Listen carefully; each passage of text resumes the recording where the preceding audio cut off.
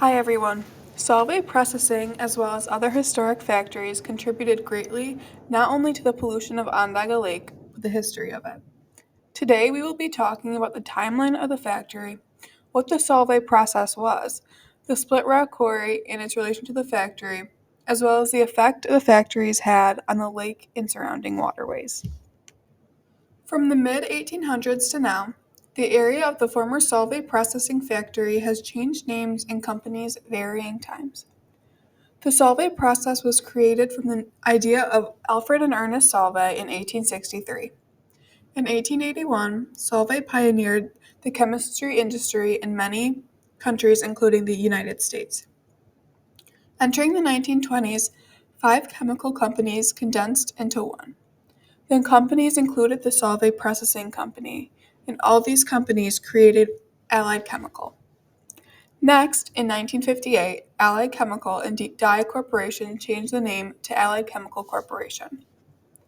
30 years later, in 1999, Allied Chemical and Honeywell Inc. merged and became Honeywell Inc.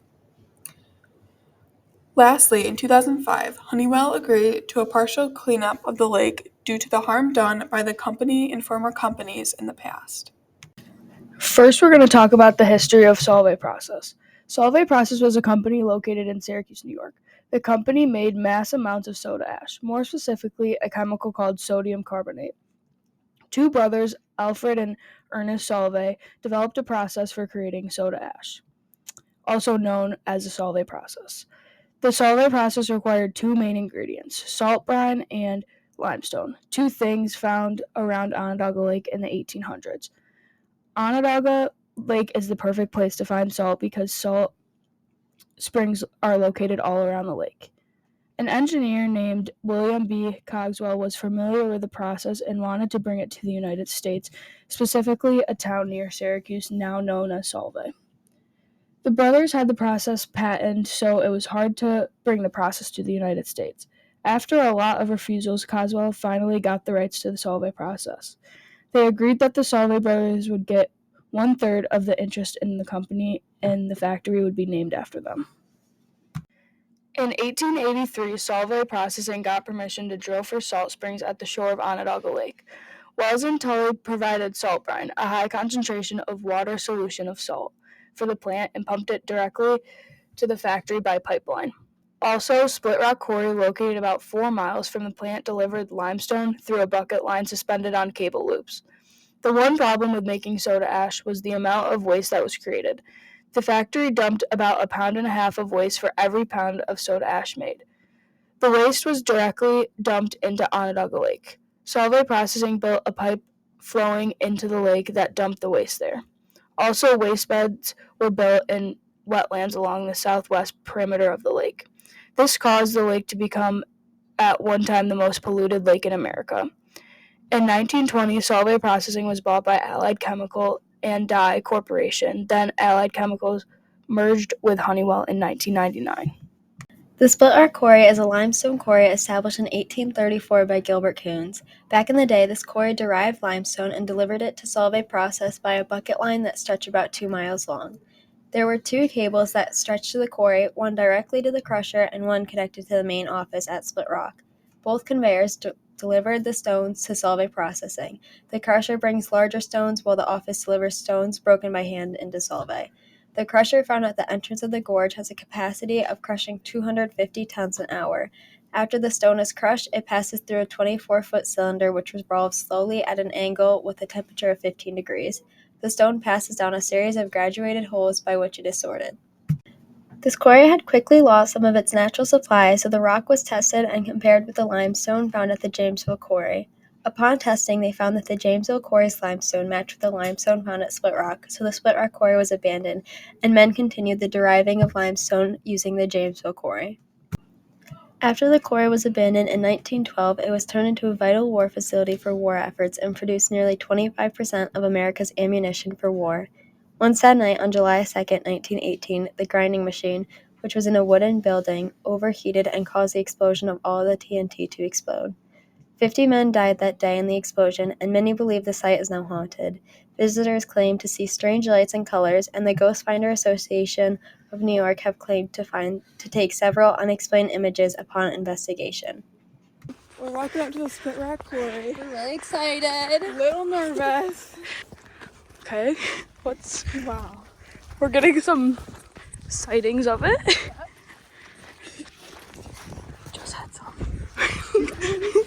Just had some visitors. We told them some history. Emma told them some history about it. Yeah, this is the last one, and they're really interested in it. I'm really scared. So we're here. This is crazy. This is pretty cool. It's Bigger than I thought. Ooh. I'm getting a bad vibe. Okay, so 2000. How'd they get up there?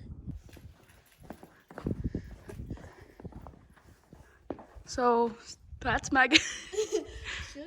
This is a scale view. It's huge. Anyway. We're not going in there. We're not doing it. We cannot. Yeah.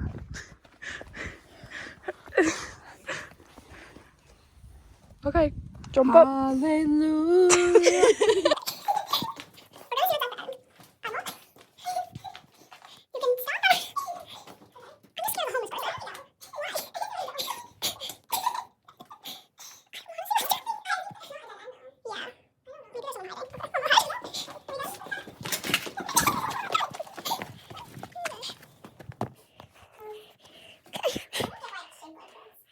Yeah, neither do I.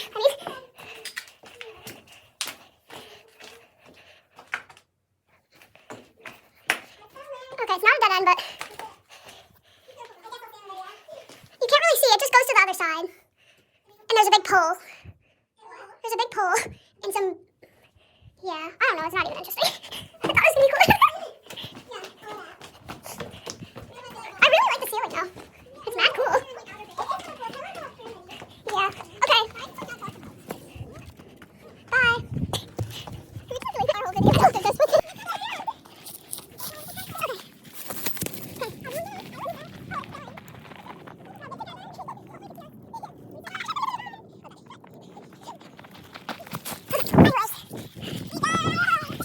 Now it's time for the most mystery of it all if Megan got a ticket. So no parking?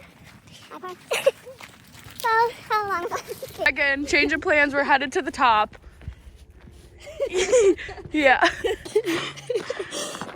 Say hi to the camera, Max. Oh my god, I just heard so much.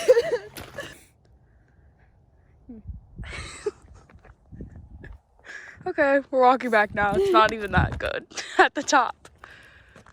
But yeah. Emma's phone died.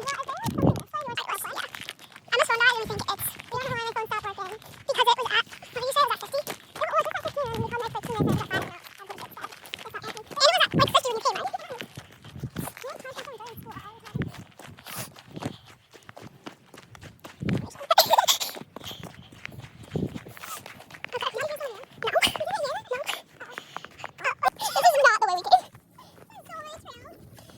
It's so steep. I'm literally gonna die.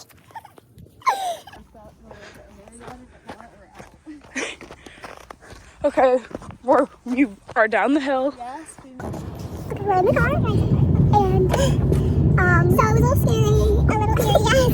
Megan said she got the same eerie vibe. She walked down alone, which was really brave of her. Yeah, I was scared when I got up to the top. It's cool that she saw the two men. The two men, they talked to me. What did they say? Did you ask them a little bit? Yeah. They were like, oh, you guys are down fast. And he's like, where's the rest of them? And I was like, oh, they're coming. And I got in the car and like, yeah. Right. Did they drive a black truck though? Yes. But yeah, so rate it out of 10 scariness. I would say like 6. I didn't think it was too bad. I was gonna say 3. Yeah, I was gonna say 3 or 4. It's not being the scariest? Yeah. Like, it's not that scary. It's not that scary, it's just an eerie vibe. Yeah. Like, I was getting eerie vibes when we walked out. And like, again, like, it's during the day. Like, so we did this at night. I would be terrified, yeah. Now rate it out of fun, experience and how beautiful it was. Experience 10 out of 10. Yeah, I agree with that. Yeah. Oh my god, oh my god. What? It's just coming real fast. Bye-bye. From the 1800s to now, the solvay process and fouling factories have polluted Onondaga Lake for years, not understanding the effects of their actions. The historic factories surrounding the lake discharged up to 165,000 pounds of mercury from the factory's operations. Mercury is a very toxic chemical that is dangerous to people and living things. The pollution does not only affect Onondaga Lake, but also the waterways that connect to them and are around the lake. The pollution in the lake gets carried into watersheds, which will travel into other waterways. Some waterways around Onondaga Lake include 9 Mile Creek, Onondaga Creek, Harbor Brook, and the pollution from the lake can be transferred into these. Soda ash is still commonly used in many factories and is still essential in making many household products such as cleaning products and glass.